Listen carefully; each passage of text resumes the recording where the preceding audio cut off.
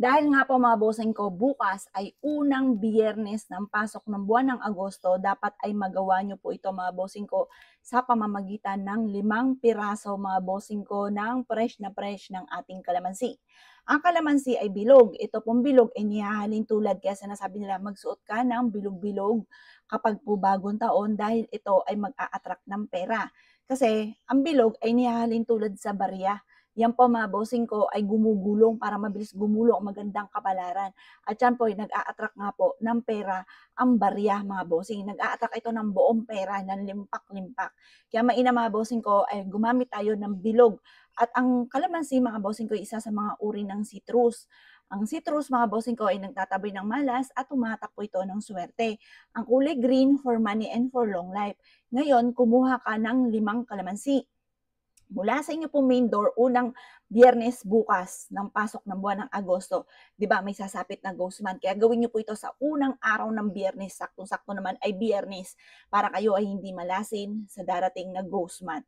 Kung ikaw po ay minamalas sa ngayon, lalo na, gawin na po natin 'to mga boss. Ako nga po, nagpabili na ako ng madaming asin, maraming bawang, kasi kailangan po yan pang cleansing para hindi minamalas.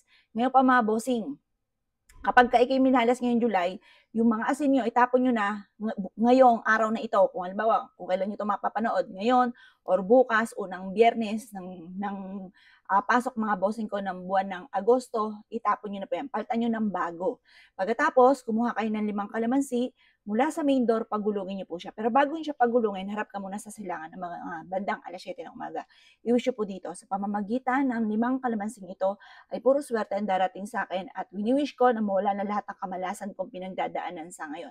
Ganon mga bossing ko, huwag kang gagamit na sana kasi pagka gumamit ka ng sana kapag nag-wish ka, iyan po'y alanganin, parang 50-50 kung magkakatotoo, hindi, mga ganon mga bossing. Kaya kailangan huwag kang gagamit na sana, direct to the point. At pagkatapos, pagulungin nyo po siya. Kapag napagulong nyo na po siya, yung 4 mga bossing ko, di ba, sa bawat sulok ng ating 4 po yan yung sulok, yung corner ng salas natin ng bahay natin, lagyan natin yung 4. Pagkatapos mga bossing, yung isa naman na piraso, ilagay mo sa ilalim ng inyong higaan. Ang dulot nito ay swerte. Tapos, good for 1 week lang yung kalamansi. Lalo na kapag nabulok ito kagad, itapon nyo na. Marami yung mga nahigop na negative energy. Mainam na meron kayong ganito at ito po ay makakatulong sa inyo upang sa ganon mas lumevel up ang swerte. Makakatulong po ito upang sa ganon hindi kami namalas. Makakatulong po ito upang sa ganon ngayon darating nga po na buwan ng Agosto, kayo po ay swertihin. Para yung mga kamalasan na pinagdaanan natin itong July, yung mga nakalipas sa buwan, hindi na natin danasin pa sa susunod na buwan. Ora, kung kailan nyo po ito mapapanood, basta buwan ng Agosto magawa nyo po siya. Kasi alam nyo po ba, ang ghost month, August 23. Matatapos po ito ay September 21. Napakatagal. Kaya mag-iingat tayo sa buwan na iyan. Alam niyo naman yung mga bawal sa mga ghost month. Bawal na tayo magpatugtog ng malalakas. Bawal din po na, kaya kapag may mga selebrasyon, hindi mapipigilan yung selebrasyon, magtali ka ng mga kulay pula sa paligid ninyo, yung mga ribbon na pula. Kasi pantaboy ng malas. Kasi yung pula, takot po dyan yung malas, ang mga bad spirit, mga multo, takot po yan dyan mga bossing, yun nga po, ghost month mga bossing. Kaya kailangan magtali tayo ng pula.